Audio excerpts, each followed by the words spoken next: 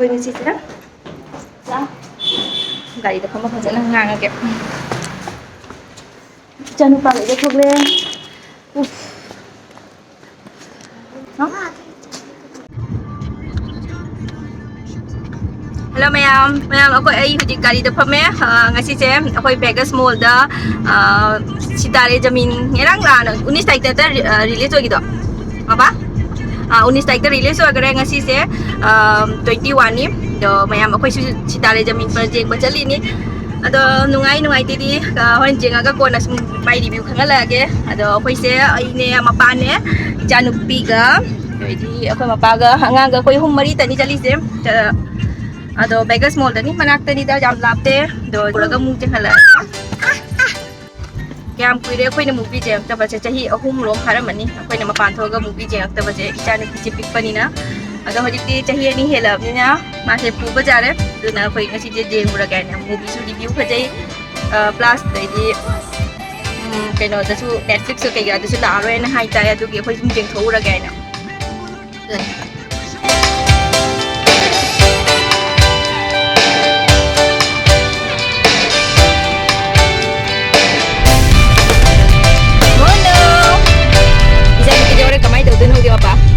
Mai di first time ni orang jang lau tu movie theater. Tapi pokok kacau. Ya, makoi jauh re. Gari park tu, makoi koi bincang ni.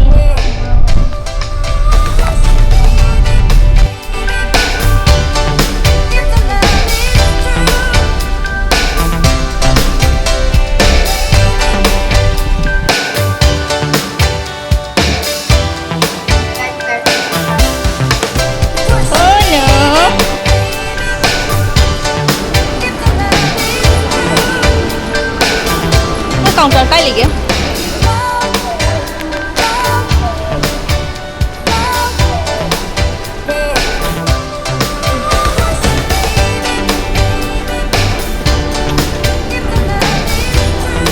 Đây là này.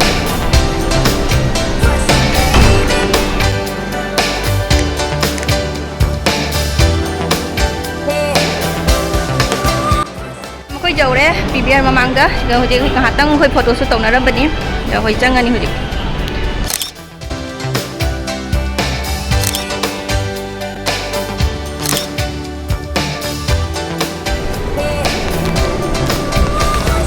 Jauh deh, không đi phật đi phật chậm nhậm nào.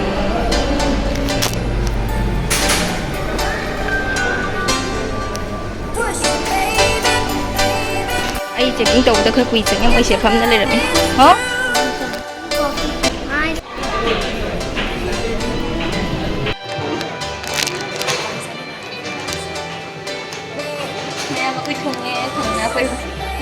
Karangan leaf, ngai na lagi không mà hai macam hai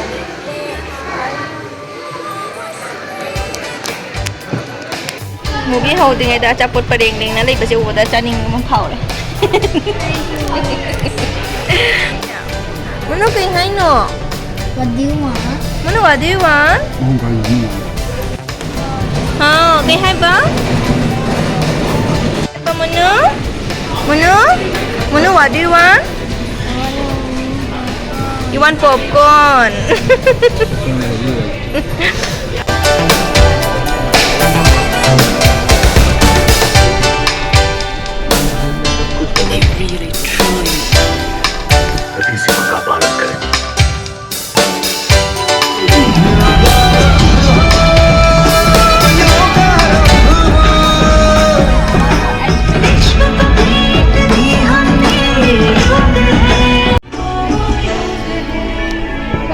खाली खाली नहीं सी दिया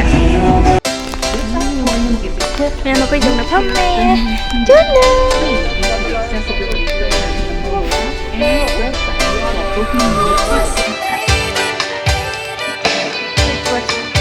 Check 4700 BC, serving popcorn, non cookies.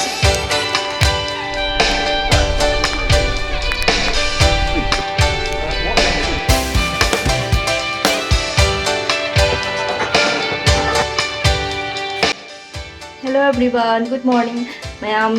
ai video ngasi punami se ngirangi video lo hau do gi makha chathage ne lo bani ngirang se jumda hala pada video se lo bang amak tere te na ding na movie jeng do ra pada ne chanu pi tum jan gare de pam baga adu kai di jumda mi laksan baga taw na khot bab lak na aduna akoi se aina video se lotion bang amak tere do ngirang video do gi movie jeng bu gi review ha ra ta ga di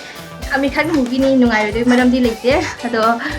ichan pi mnu on tu ga phamo do kamai de da sum angang keno angang hai bangang si di moi harau ba nungai ba si kai jang na chau jang na chu phei na ado hoi han noi sala di chau e sum chau lei ba nya ba ado ni da moi de ki tam jani ngai oi ba angang oi su moi di tam jani ngai oi ba ado su special child gumba ado moi ki wari ni ado nam na nungai ado mya su jeng ba chat inga di sum chat pa ya ga ni ꯑꯩꯈꯣꯏꯒꯤ ꯑꯣꯏꯅꯗꯤ ꯌꯥꯝ ꯅꯨꯡꯉꯥꯏ ꯍꯧꯖꯤꯛꯀꯥꯟꯗꯤ stress ꯀꯩꯀꯥ ꯂꯩꯅꯕꯁꯤꯒꯅꯦ ꯑꯗꯣ ꯑꯁꯤꯒꯨꯝꯕꯁꯤꯒ means ꯑꯋꯥꯕ ꯆꯤꯟꯇꯥꯗꯣ ꯇꯧꯕꯒꯤ ꯃꯍꯨꯠꯇ ꯁꯨꯝ ꯅꯨꯡꯉꯥꯏꯊꯣꯛꯄꯗꯣ ꯑꯗꯨꯅꯦꯕ ꯑꯗꯨꯅꯤꯗ ꯑꯗꯣ ꯉꯔꯥꯡ ꯑꯩꯈꯣꯏꯗꯤ ꯑꯉꯥꯡ ꯑꯅꯤꯁꯤꯅ ꯃꯨꯚꯤ ꯌꯦꯡꯕ ꯏꯆꯥꯅꯨꯄꯤꯒꯤꯗꯤ ꯑꯍꯥꯟꯕꯅꯤ ꯃꯥꯁꯦ ꯉꯔꯥꯡꯁꯦ ꯑꯗꯣ ꯀꯩꯁꯨꯗꯤ ꯗꯤꯁꯇꯔꯕ ꯇꯧꯔꯛꯇꯦ ꯋꯥꯔꯤ ꯑꯩꯈꯣꯏ ꯃꯨꯚꯤ ꯂꯣꯏꯕꯒꯤꯅꯦ 15-20 ꯃꯤꯅꯤꯠ ꯃꯃꯥꯡꯗ ꯃꯥꯁꯦ ꯇꯨꯝꯁꯤꯟꯈ꯭ꯔꯕ ꯑꯗꯨꯗꯨꯅꯅꯦꯕ ꯑꯩꯅ ꯚꯤꯗꯤꯑꯣ ꯂꯧꯕ ꯉꯝꯃꯛꯇꯕꯒꯤ ꯑꯗꯣ ꯑꯦꯝꯅꯗꯤ ꯁꯨꯝ ꯚꯤꯗꯤꯑꯣ ꯃꯨꯚꯤ ꯌꯦꯡꯕ ꯈꯣꯠꯄ ꯂꯣꯏ ꯅꯨꯡꯉꯥꯏ ꯑꯗꯨꯅꯤ ꯑꯗꯣ ꯃꯌꯥꯝ ꯑꯩꯒꯤ ꯃꯅꯤꯡꯗ ꯂꯦꯞꯄꯤꯁꯦ ꯃꯅꯤꯡꯗ ꯂꯦꯞꯄꯤꯁꯦ ꯂꯩꯔꯤꯁꯦ ꯁꯤꯁꯦ ꯂꯦꯗꯔꯅꯤ 7 ꯁ꯭ꯇꯦꯞꯀꯤ ꯑꯩꯈꯣꯏꯁꯦ ꯖꯨꯝꯁꯦ ꯍꯟꯗꯛꯀꯤ ꯖꯨꯝ ꯑꯩꯈꯣꯏꯅ ꯂꯧꯔꯤꯕ ꯔꯦꯟꯠꯁꯦ ꯐ꯭ꯂꯦꯠꯁꯦ ꯌꯥꯝꯅ ꯁꯤꯂꯤꯡ ꯋꯥꯡꯉꯦꯕ ꯃꯥꯒꯤ ꯁꯤꯡꯗꯣꯛ ꯈꯣꯠꯇꯣꯛꯄꯗ ꯌꯥꯝ ꯋꯥꯏꯑꯦ ꯑꯗꯣ ꯐꯤꯕꯝ ꯑꯃ ꯆꯥꯗ꯭ꯔꯦ ꯁꯤ ꯍꯦꯛ ꯌꯥꯎꯗ꯭ꯔꯗꯤ ꯑꯗꯨꯅ ꯁꯤꯁꯦ ꯍꯟꯗꯛ ꯑꯣꯔꯗꯔ ꯇꯧꯕꯅꯤ ꯑꯗꯣ ꯃꯌꯥꯝ ꯐꯔꯝꯗꯣꯏꯔꯥ ꯐꯔꯝꯃꯣꯏꯗꯣꯏꯔꯗꯤ ꯈꯪꯗꯦ ꯑꯗꯣ ꯄꯣꯠꯁꯦ ꯑꯦꯛꯁꯆꯦꯟꯖ ꯇꯧꯕꯗꯤ ꯌꯥꯗꯦ exchange tauba return tauba jade exchange tauba di yagani ado jenghalake sigi review kamai tauge habada do video se sigal bum loisalage tai di sangda roige do sum hapage horen ado myam video se nangaraga di please like share and comment taubidamu do mathangi blog da topa ma blog puraga lake nungai bama do ngasigi wai sida sum loisalage myam agi blog se jengbi bagi thank you do bye bye myam du sugaro aina ngamgado thabak nati do nangan na ka thalo kai law ni munu so nice munu nang icha no pina siri ka bra hang dina tra pa thamde ko thi si ni tu ri se nam si hang to ga wai na jeng hala ka mai to ga do nani munu nani kusang lak sang de mo already hujik lekang sita ba AC seng ba fan seng ba loi nungai ani nang daw to so ithan ta to so ngamani hujik na ta di apa na loi weekend kuding mana ta taw yo ba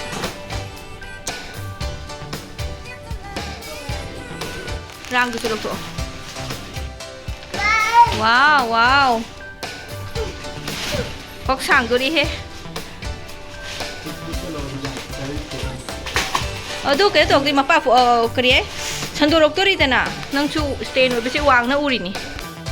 mayam du sida le du 7 step ki ladder se 7 step oi na lo oi mayam de koi ceiling se jam wang e du si ni nungai re hoji phadi phade kai sudi to rom de na tra pa hang da kai gumba pek tek pa khot pa ja di moi return to ba jani sorry exchange to ba jani hai ri ba Jadi mayam social lagi sida video sih.